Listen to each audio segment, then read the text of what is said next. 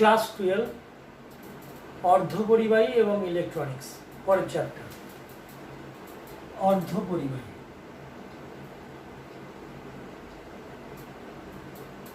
এই চ্যাপ্টারে প্রথমেই আমাদের দৃঢ়বস্তু অর্থাৎ কঠিনের ক্লাস নিয়ে আলোচনা করা যাবে। ক্লাস বলতে কি বোঝায়? আপাতত 3 ধরনের ক্লাস হয়। একটা হচ্ছে SC simple cubic crystal, BCC base cubic crystal, আর হচ্ছে এফসিসি ফেস কিউবিক ক্রিস্টাল। আমাদের আমাদের দৃঢ় বস্তু অর্থাৎ কঠিনের ক্ষেত্রে আমরা যে একটা কিউবিকাল একটা ক্লাস নেব। কিউবিকাল ক্লাস বলতে যে রুবিস কিউবগুলো, ধরেন একটা রুবিস কিউব, এই রুবিস কিউবটার এই যে একটা অংশ রয়েছে, একটা গুটি, এইটাকে বলা হয় এই ক্লাসটার একক কোষ বা ইউনিট সেল। এরকম ইউনিট সেলগুলো নিয়ে এই টোটাল ক্লাসটা গঠন করেছে। তাহলে এই একক কোষের অবস্থান অনুযায়ী যদি সজ্জাটা বেশ সুন্দর হয়, মানে সুসজ্জিত সজ্জা থাকে ইউনিট কোষগুলো, তখন যে ধরনের ক্লাস তৈরি করে সেটা নিয়তাকার। আর ওই একক কোষগুলো বা ইউনিট সেলগুলো যদি অবিন্যস্ত অবস্থায় থাকে, এলোমেলো, তখন সেটা অনিয়তাকার ক্লাস গঠন করে। নিয়তাকার আগেরটা, এটা অনিয়তাকার। আমাদের এই অর্ধপরিবাহী চ্যাপ্টারের এই ক্লাস গঠন অনুযায়ী কঠিন পদার্থকে প্রধানত 3টে ভাগ করা যাচ্ছে। একটা পরিবাহী ক্লাস গঠন অনুযায়ী, একটা হচ্ছে অর্ধপরিবাহী, আর 3 নম্বরটা হচ্ছে অন্তরক। সেটা কিরকম? পরিবাহী বলতে যার মধ্যে যে সকল পদার্থের মধ্যে সহজে ইলেকট্রনগুলো গতিশীল হতে পারে, যেমন রূপো, সোনা, তামা, লোহা ইত্যাদি, সেগুলো পরিবাহী। আর যে সকল পদার্থগুলোর মধ্য দিয়ে ইলেকট্রন গতিশীল নয়, যেমন কাঠ, কাঁচ ইত্যাদি, এগুলো সমস্ত অন্তরক। আমাদের এই চ্যাপ্টারটাতে প্রধান পড়ার আলোচ্য বিষয় অর্ধপরিবাহী। এই উদাহরণস্বরূপ বলতে পারি সিলিকন এবং জার্মেনিয়াম। এবার তোমাদের প্রশ্ন হবে, স্যার জার্মেনিয়াম এবং সিলিকন কেন অর্ধপরিবাহী? সেটা বোঝানোর জন্য প্রথমত ভেবে রাখো, সিলিকন এর পরমাণু ক্রমাঙ্ক কত? 14-23। আর জার্মেনিয়াম কততে বলো তো? 32-এ হয়। তাহলে এটাকে যদি আমরা বিভিন্ন কক্ষপথে ইলেকট্রনের সংখ্যা হিসেবে সাজাই, তাহলে 1:2, 2:2, 2p6, 3:2, 3p2। দেখো 2, 2, 4, 10, 14, তাহলে 4টে রয়েছে। তাহলে সিলিকনের আমরা এমন একটা গঠন নিলাম যার মধ্যে এর মধ্যে 9টি পরমাণু নিয়ে করছি, 5টা নিয়েও করতে পারো। 9টি পরমাণু সিলিকন নিলাম, এটা সিলিকন, এটা সিলিকন, পরপর এইভাবে সিলিকনগুলো নিয়ে যাচ্ছি। 9টি পরমাণু নিলাম। এর বাইরে কক্ষ অর্থাৎ 3 নম্বর অরবিটটাতে কটা ইলেকট্রন আছে? বাইরে কক্ষে 4টে। তাহলে 4টে করে দিতে হবে, 1, 2, 3, 4, প্রত্যেকটার বাইরে কক্ষে 4টে করে ইলেকট্রন।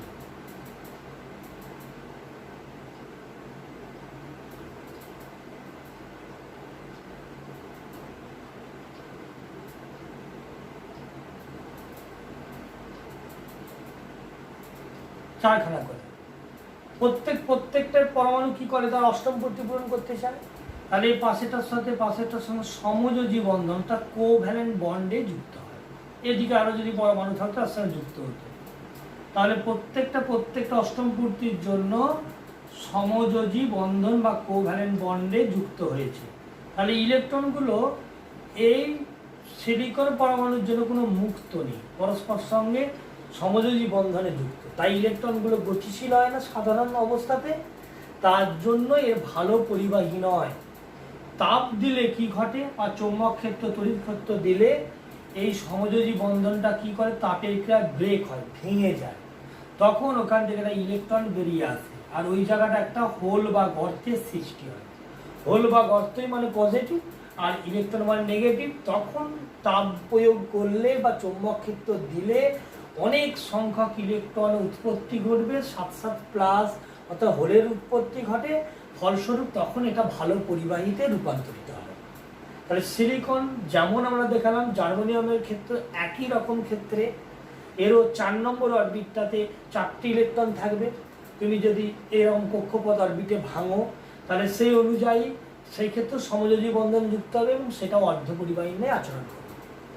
শূন্যকে টেম্পারেচারে অর্থাৎ জিরোকে টেম্পারেচারে এই সমযোজী বন্ধনগুলো একদম ফিক্সড থাকবে, ভাঙার কোনো গপ্পই থাকবে না। ফলস্বরূপ তখন এটা কুপরিবাহী বা অন্তরকের নয়। একই রকমভাবে এটা পরিবাহী, সেও শূন্যকে টেম্পারেচারে কি হয়, একটা অন্তরকের ন্যায় আচরণ করে, ইলেকট্রন সেক্ষেত্রে গতিশীল হয় না। পরে যেটা নেব, ইলেকট্রনের গতিশীলতা অনুযায়ী তিনটে ভাগ পেলাম। এরকম ইলেকট্রনের পরিমাণ আধিক্য অনুযায়ী ইলেকট্রনের আমরা ভাগ পেতে পারি। সেটা কিরকম, বিজ্ঞানীরা দেখেছেন যে যদি প্রতি ঘনমিটারে 10⁻23 সংখ্যক ইলেকট্রন থাকে পার মিটার কিউবে, এত টি, তখন সেটা ভালো পরিবাহী হিসেবে বিবেচিত হয়। আবার যদি এটা 17⁻19 10⁻, পার মিটার কিউবে, তখন সেটা হয় অর্ধপরিবাহী। আর যদি এন এর মানটা, নাম্বার অফ ইলেকট্রনটা যদি 10⁻, কত হয় 10⁻7, 8 বা 9 এরকম হয়ে থাকে, তখন সেটা ভালো পরিবাহী হিসেবে গণ্য হয় না, অর্ধপরিবাহ হয় না, সেটা অন্তরক হিসেবে বিবেচিত হয়। এখন পরিবাহীর ক্ষেত্রে উষ্ণতা বৃদ্ধি পেলে রোধ বৃদ্ধি পেলে আমরা আগে পড়েছি ওহম সূত্রতে, আবার পড়বো, আমার ক্লাস 12-এর চ্যাপ্টার আছে। আর অর্ধপরিবাহীর ক্ষেত্রে উষ্ণতা বৃদ্ধি থেকে রোধ কমে। তাহলে যদি আমরা গ্রাফটা লেখচিত্রটা নিই, এই বরাবর তোমার যদি উষ্ণতা নিই, উষ্ণতা, আর এই বরাবর তুমি যদি রোধটাকে প্রকাশ করো, পরিবাহীর জন্য উষ্ণতা বাড়ার সাথে সাথে রোধটা বৃদ্ধি পায় সরল রেখে। আর অর্ধপরিবাহীর জন্য উষ্ণতা যত বাড়ে রোধটা আস্তে আস্তে কমে, নিচের দিকে কমে কমে যাবে। তাহলে এটা হচ্ছে তোমার অর্ধপরিবাহী, আর এইটা হচ্ছে তোমার পরিবাহী। এই হচ্ছে তোমার লেখচিত্র। পরের যেটা নেব, এরপর এর এই ক্লাস গঠনের পর যেটা দরকার সেটা পটিতত্ত্ব। পটিতত্ত্বটা বই দেখে ঠিকঠাকভাবে পড়বে, আমি এর একটা জেরক্স দেবো, সেটা তোমরা দেখে নেবে। এখন যেটা আমার দরকার সেটা হচ্ছে পটিতত্ত্ব, একদম উদাহরণ দিয়ে বুঝাচ্ছি, ব্যাখ্যার সাহায্যে না দিয়ে। পাউলির অপবর্জন নীতিটা আমরা কেমিস্ট্রিতে অলরেডি পড়েছি, এখানে একটু লাগবে, সেটা দেখো। আমরা যদি একটা সোডিয়াম নিই, সোডিয়ামের পরমাণু, পটিতত্ত্ব বোঝানোর জন্য সোডিয়াম, যার পরমাণু ক্রমাঙ্ক জেড এর মানটা 11, তাহলে একে যদি আমরা বিভিন্ন কক্ষপথে নিই, 1s2, 2s2, 2p6, 3s1, দেখো 3 নম্বর অরবিটটা একটা ইলেকট্রন কম, তার জন্য এটা যোজক ইলেকট্রন, বাইরে কক্ষে ইলেকট্রন থাকে বলে। তাহলে এটা যদি আমরা দেখি, নিচে থাকছে 1s2, একটু ছেড়ে দেখলাম 2s2, 2p6 আছে, পাশাপাশি দেখলাম, আর ওপরে আছে 3s1। 3s1 এসটা কিন্তু পূর্ণ নয়। এইগুলোর মধ্যে যদি অবর্জন নীতি অনুসারে ধরি, প্রত্যেকটা কক্ষপথে দুটো করে স্পিন, প্লাস মাইনাস প্রতিটার সঙ্গে আছে একটা দুটো, এর মধ্যে 6টা থাকবে প্রতিটার জন্য, আর তারপরটাতে একটাই থাকছে ওপরে স্পিন। এখন আধানটা, এখন যদি তুমি সোডিয়ামের দুটো পরমাণু নাও, তখন এই যে সোডিয়ামের যেটা আয়ন Na+, এর একটা তড়িৎ ক্ষেত্রের জন্য, সোডিয়াম পরমাণুর আয়নের তড়িৎ ক্ষেত্রের জন্য আমার কি করে, 3 নম্বর 3s2টা, মানে 3sটা, ওটা দুটো স্তরে বিভাজিত হয়। এটা দুটোর জন্য, যদি তুমি সোডিয়াম পরমাণু ওই বিভব তড়িৎ ক্ষেত্রের বিভবের জন্য, যদি তুমি এর বেশি সংখ্যক না সোডিয়াম পরমাণু, তখন এই 3 নম্বর অরবিটাল শক্তি স্তরটা আরো অনেক স্তরে স্তরে বিভাজিত হয়। এবং এখানে দেখো ইলেকট্রন পূর্ণ নয়, ইলেকট্রন ঘাটতিযুক্ত পটি তৈরি করছে, সেটার নাম দিলেন বিজ্ঞানী, এটা পরিবহন করে, যদি ভাগ করে ওপরে যেটা ঘাটতি আছে সেটার নাম দিলেন তিনি পরিবহন পটি, আর নিচের যেটা দিল সেটার নাম দিল তিনি কত, পূর্ণ বলে, এটা যোজ্যতা পটি। আর মাঝখানে যেটা গ্যাপ থাকে, দুটোর মধ্যবর্তী গ্যাপ, সেই গ্যাপটাকে বলা হয় নিষিদ্ধ অঞ্চল, বা নিষিদ্ধ অঞ্চল এটাকে বলা হয়। এখন এই পটিতত্ত্ব অনুযায়ী তাহলে আমরা দুটো পটি পেলাম, যোজ্যতা পটি, অর্থাৎ এটাকে বলা হয় ভ্যালেন্স ব্যান্ড, ভিবি বলতে পারি, আর ওপরটাকে বলা হয় কন্ডাকশন ব্যান্ড, সিবি বলতে পারি। মাঝে যে একটা নিঃশেষিত অঞ্চল থাকে, এর মধ্যবর্তী অংশটা একটা লেয়ার পাওয়া যায়, সেটা বিজ্ঞানিক ফার্মির নাম অনুযায়ী ফার্মি শক্তি স্তরও বলা হয়, এনার্জি লেভেলও বলা হয়।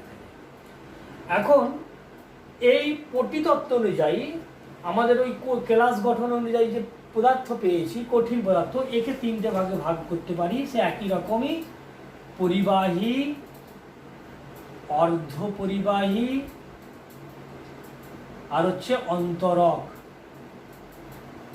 পরিবাহী কি? যে সকল পদার্থের ক্ষেত্রে এই যে দুটো শক্তি স্তর পেয়েছি, অর্থাৎ ভ্যালেন্স ব্যান্ড আর কন্ডাকশন ব্যান্ড, এটার সঙ্গে একটা উপরিপাতিত অবস্থায় থাকে, একটার উপর একটা স্তর কি করে চেপে থাকে। তাহলে সহজেই তড়িৎ ক্ষেত্রের মধ্যে থাকলে ভ্যালেন্স ব্যান্ড দিকে ইলেকট্রন লাফিয়ে কন্ডাকশন ব্যান্ডের দিকে যাবে এবং তখন প্রবাহ চলবে, তাই সেটা ভালো পরিবাহী। অর্ধ পরিবাহীর ক্ষেত্রে কি হয়, যেমন এটা সোনা রূপা তামা। অর্ধ পরিবাহীর ক্ষেত্রে জার্মেনিয়াম সিলিকন এর একটা শক্তি স্তর থাকে ওদের নিষিদ্ধ অঞ্চলের।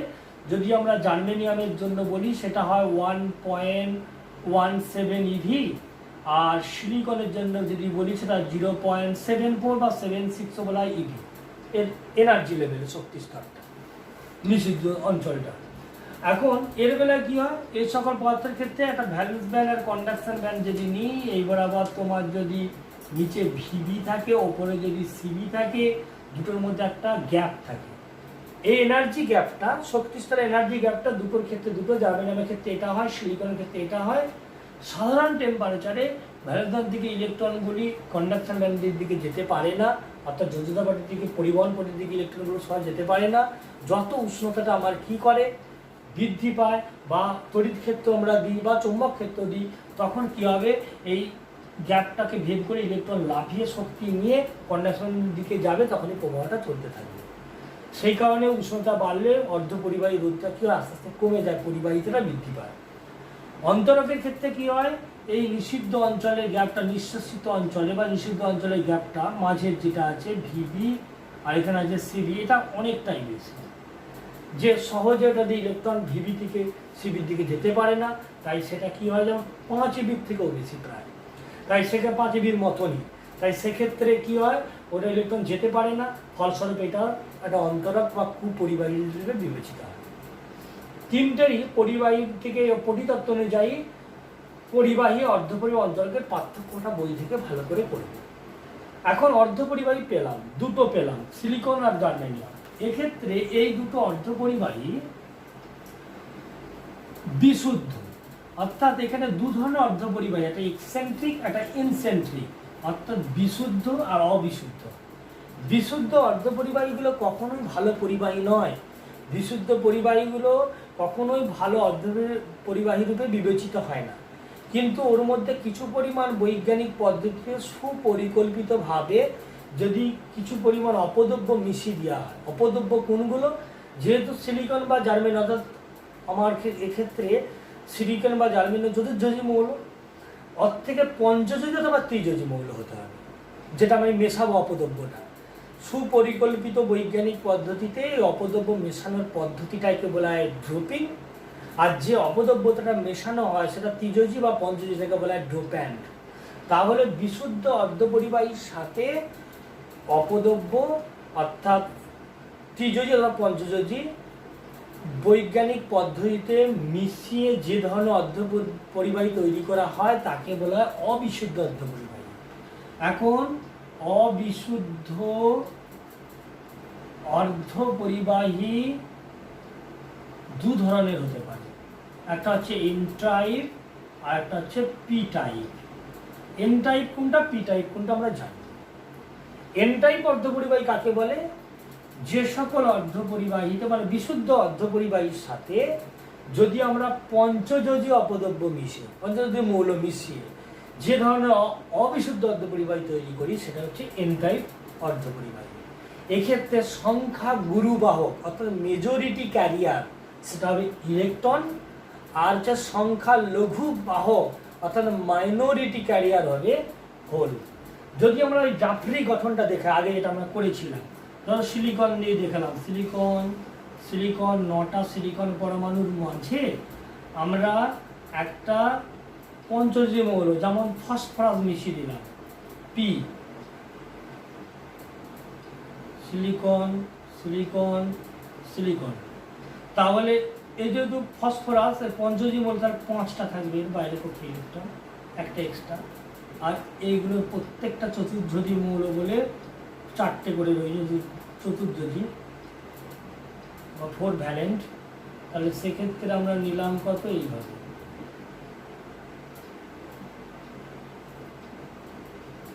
তাহলে এটা এর সঙ্গে সমযোজী বন্ধন কোভ্যালেন্ট, এটা এর সাথে, এটা এর সাথে, এটা এর সাথে, কিন্তু একটা এক্সট্রা হয়ে গেল। এটা এরকম, এগুলো যেমন পরপর আগেটা যেমন সমতুল্য করেছিলাম, ঠিক যাত্রী গঠনটা একই রকম, এটা যাত্রী গঠন বলা হয়। তাহলে এই রকম ভাবে ক্লাসটা গঠন করলো। দেখো আগে থেকে এই ক্ষেত্রে একটা ইলেকট্রন এক্সট্রা থেকে গেছে বাইরের কক্ষে, এরপর তাপ দিলে এর ক্ষেত্রে সমযোজী বন্ধন ভাঙবে, তখন আবার এর থেকে আবার একটা ইলেকট্রন এক্সট্রা আসবে, তখন একটা মাত্র গর্ত সৃষ্টি হবে, হোল বা গর্তের সৃষ্টি হবে।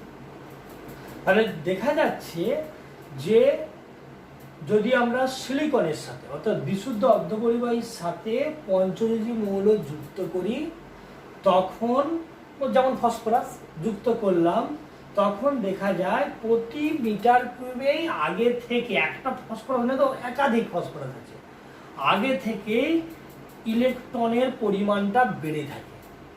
তারপর তাপ দিলে ইলেকট্রন ওর সাথে অ্যাড হয়, তখন মাত্র একটা হোল সৃষ্টি হয়। তাহলে এই ধরনের ক্লাসের ক্ষেত্রে বা এই ধরনের অর্ধপরিবাহীর ক্ষেত্রে কার পরিমাণটা বেশি হলো? নিশ্চয়ই ইলেকট্রনের। তাই মেজরিটি ক্যারিয়ার হলো ইলেকট্রন আর মাইনরিটি ক্যারিয়ার হলো হোল। তাই এই ধরনের অর্ধপরিবাহীটাকে বলা হয় ইন টাইপ। পি টাইপ কি বলবো? একই রকম যদি তুমি নাও সিলিকন সিলিকন সিলিকন সিলিকন, মাঝেটা বোরন দিয়ে দিলাম, এটা ত্রিযোজী। সিলিকন সিলিকন সিলিকন, এগুলো আমি আর দিলাম না, পরপর শুধু এখানে চারটি দিলাম। তাহলে এক্ষেত্রে লক্ষ্য করো, এই এখান থেকে লক্ষ্য করো, এর বেলায় তিনটে আছে, একটা দুটো তিনটে, আর নেই একটা।